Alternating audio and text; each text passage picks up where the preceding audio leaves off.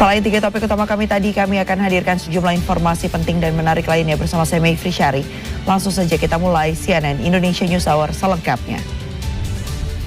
Di informasi pertama ada pemerintah Provinsi Jawa Timur yang menyiapkan 14 rumah sakit milik Pemda untuk menampung korban kecelakaan KMP Tunu Pratama Jaya di Salat Bali. Seluruh biaya perawatan baik korban selamat maupun meninggal akan ditanggung sepenuhnya oleh Pemprov Jatim. Dan upaya pencarian korban tenggelamnya korban kapal KMP Tunu Pratama Jaya di Selat Bali masih terus dilakukan oleh tim SAR gabungan. Selain mengerahkan kapal patroli, tim SAR juga melakukan pencarian korban dari udara menggunakan helikopter. Namun upaya pencarian korban pada hari kedua tidaklah membuahkan hasil karena ombak yang tinggi membuat proses pencarian tidak bisa mencapai lokasi tertentu. Basarnas akan mengaktifkan pencarian bawah laut dalam tragedi tenggelamnya kapal Tunu Pratama Jaya di Selat Bali. Pencarian bawah laut ini akan menerjunkan tim penyelam dan sistem sonar. Dan untuk mengetahui bagaimana kondisi terkini, kita sudah terhubung bersama dengan jurnalis foto CNN Indonesia Andreas Wicaksono yang saat ini berada di posko yang dibandingkan tadi di tempat-tempat yang sudah disediakan. Apakah artinya mereka ingin cepat mendapatkan informasi? Kira Andreas, penegasan ada berapa lagi korban yang masih dicari hingga saat kemudian menemukan para korban bisa memberikan kabar baik setidaknya kabar terkini setidaknya ya bagi para keluarga yang dan ada puluhan keluarga korban tenggelamnya kapal MP Tunu Pratama Jaya yang memang menginap di pelataran ruang lobi ASDP Pelabuhan Ketapang Banyuwangi, Jawa Timur. Banyak di antara mereka yang enggan untuk mengambil fasilitas menginap di hotel yang sudah diberikan oleh pihak otoritas pelabuhan. Alasannya agar mereka bisa mendapatkan informasi lebih cepat. Tim gabungan berhasil membongkar jaringan penyaluran pekerja migran ilegal di Bekasi, Jawa Barat. Informasinya kami hadirkan sesaat lagi. Tim gabungan menggerebek tempat penampungan pekerja migran ilegal di Kota Bekasi, Jawa Barat. Dari lokasi ini petugas mengamankan belasan korban yang rencananya akan diberangkatkan secara ilegal ke Arab Saudi menggunakan visa ziarah.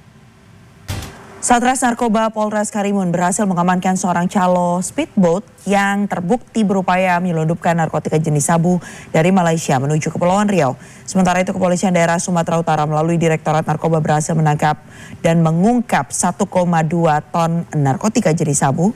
Pengungkapan ini dilakukan selama 1 semester sejak Januari hingga Juni 2025. Kita beralih ke informasi lainnya, mantan Jaksa Agung dan Hakim Agung Abdul Rahman Saleh meninggal pada Jumat 4 Juli di Jakarta. Tokoh hukum nasional ini berpulang di usia 84 tahun karena komplikasi penyakit lanjut usia. Menteri UMKM Maman Abdurrahman memberikan klarifikasi terkait isu beredarnya surat berkop Kementerian UMKM yang isinya meminta fasilitas kunjungan ke luar negeri untuk keluarganya. Dituntut 7 tahun penjara dan denda 750 juta rupiah terdakwa kasus dugaan korupsi tata kelola importasi gula. Thomas Trikasi Lembong mengaku keheranan dengan isi tuntutan jaksa penuntut umum.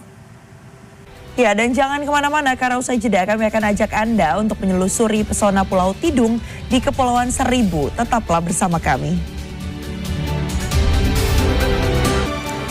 Pulau Tidung di Kepulauan Seribu masih jadi salah satu destinasi favorit masyarakat untuk menghabiskan waktu libur sekolah. Rata-rata wisatawan yang berkunjung ke Pulau Tidung di akhir pekan berkisar antara 1.000 hingga 2.000 pengunjung setiap harinya. Seru ya melihat tadi wisata di Pulau Seribu, tapi ternyata nih setelah wisata di Pulau Seribu, produser lapangan CNN Indonesia Nabila Putri katanya langsung bergeser. Mau cari-cari sunblock, cari-cari wewangian katanya ya. Di festival kecantikan terbesar yang ada di Indonesia dan juga Asia Tenggara.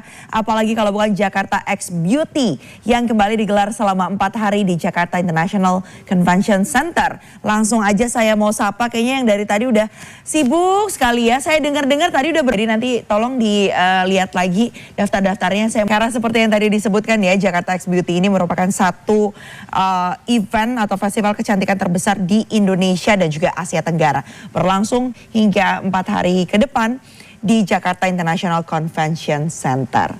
Nah, berikutnya nih ya, wisata edukasi juga tentu jadi pilihan dalam berlibur. Setelah tadi kita belanja-belanja, sekarang kita mau lanjut wisata edukasi karena kali ini sudah ada rekan saya yang ini lagi naik apa nih kira-kira ya. Bergabung kembali tentunya bersama dengan Mita Handayani.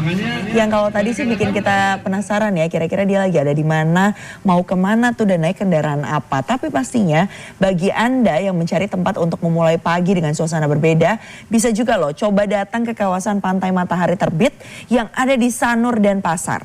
Karena lokasi ini menawarkan spot untuk menikmati sunrise sekaligus mencoba berbagai aktivitas seperti bersepeda hingga menikmati kuliner lokal khas dari Pantai Sanur.